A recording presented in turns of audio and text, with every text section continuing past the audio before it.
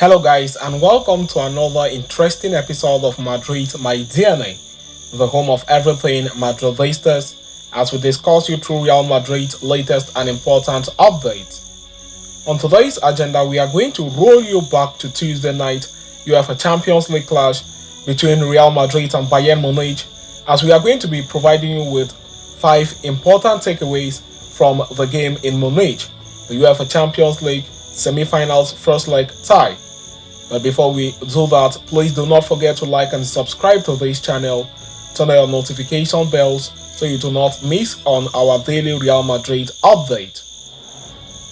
Tuesday night, 2-2 draw between Real Madrid and Bayern Munich means everything is left to play for in their Champions League semi-final tie at the Estadio Santiago Bernabéu.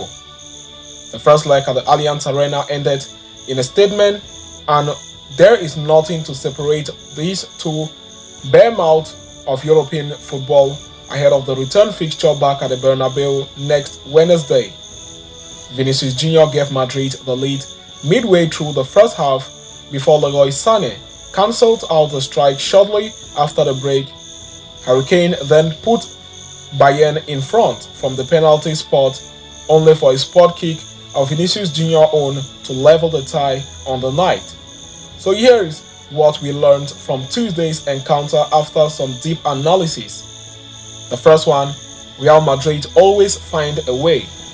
Barcelona striker and former Bayern Munich favourite Robert Lewandowski sent a rather ominous warning to the Bavarians ahead of the tie.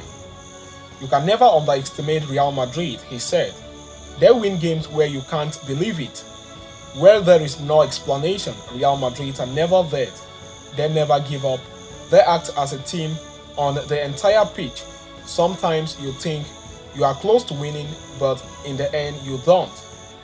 Over the last decade, this has been Madrid's Champions League heritage.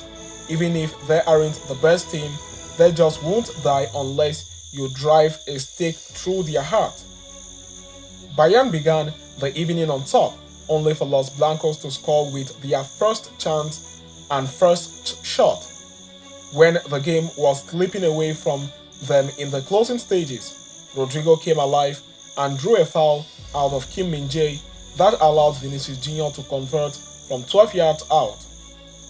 A 2-2 draw with Madrid in isolation is a decent result for Bayern, particularly after their chaotic domestic season at this point.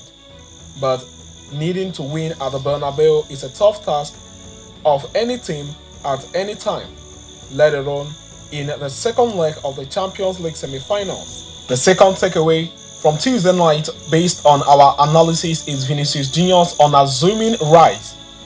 For a third successive season, Vinicius scored for Madrid in the Champions League semi-final. That famed number 7 shirt is looking natural on him.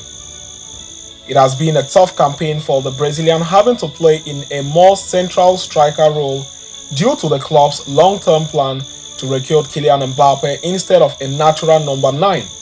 But he has delivered for them on the biggest stage again. It wasn't too long ago that Karim Benzema claimed Vinicius wasn't playing against Madrid, that it seemed his career promise might not amount to much on a tangible level, but every time he has been questioned in recent years, he has come out swinging and silencing any remaining doubters. The third takeaway from Tuesday night is a semi-final frontier for Jude Bellingham. Such has been the fantasy of Jude Bellingham's debut season at Real Madrid that it is easy to forget he is only 20 years of age.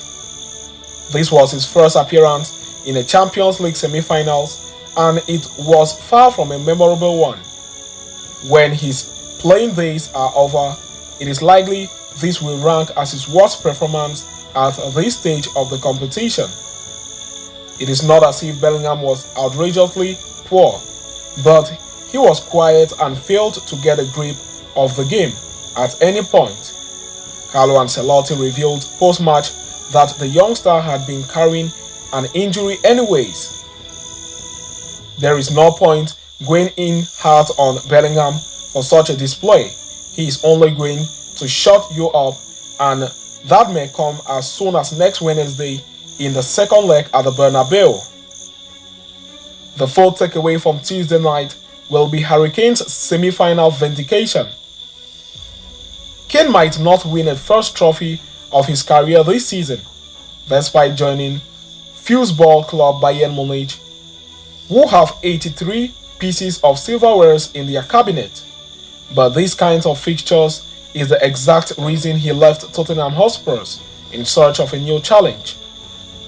When the sun sets later and is still just about hanging in the sky when the game kicks off, you know it is the business end of the Champions League season. These are the matches you want to be playing in. These stars from Munich and Madrid are who you want to be rubbing shoulders with. Kane stood out in the first half with his trademark link-up. His goal, even if one from the penalty spot, could prove to be one of the most important he will ever score if Bayern run ends in glory. This is the stage for the best players, and it is one Kane has long deserved to grace. Here he is. The fourth takeaway from Tuesday night will be, what the hell has Eric Dier been eating? He has been incredibly good. This is coming from someone who has watched Eric Dier's entire top-level career unfold before their eyes. The defender has never played as well at any point of his life as he has during his time with Bayern Munich. Dier needed to leave Tottenham, and Tottenham needed Dier to leave. It was just too convoluted to continue, and to the 30-year-old credit, he's come up with the goods in Bavaria up to this point. Surprisingly, Dier was the calm and cool head in Bayern's backline against the 14 times champions of Europe. He knew when to drop and when to sit, when to bite and when to break.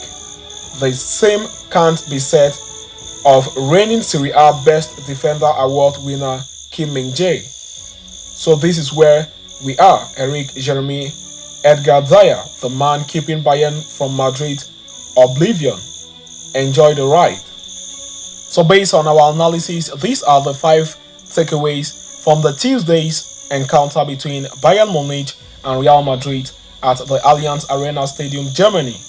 Now the second leg will follow at the famous Estadio Santiago Bernabéu in Spain in the coming week, precisely on Wednesday, when the two foes will meet again with everything to play for, with the match in level terms to see who will progress to Wembley to face either Borussia Dortmund or Paris Saint-Germain on the 1st of June. So having discussed and concluded with that, we have come to the end of this interesting episode. Thanks for following us right up to the end. Please do not forget to like and subscribe to this channel. Turn on notification bells so you do not miss on our daily Real Madrid update. See you next time, and a very big Hala Madrid to us all.